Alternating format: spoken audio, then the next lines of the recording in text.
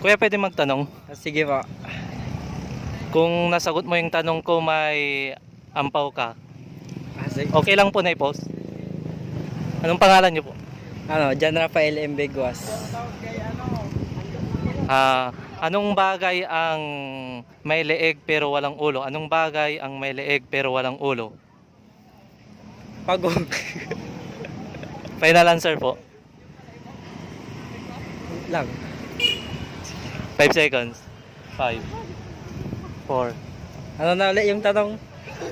Anong bagay ang may leeg pero walang ulo? 5 seconds. 4 3 2 Barbidal. 1. Final answer po.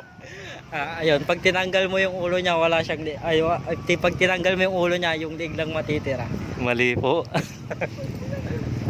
Kung may gusto kang i-shoutout. Shout out sa papa ko. Sige, thank you.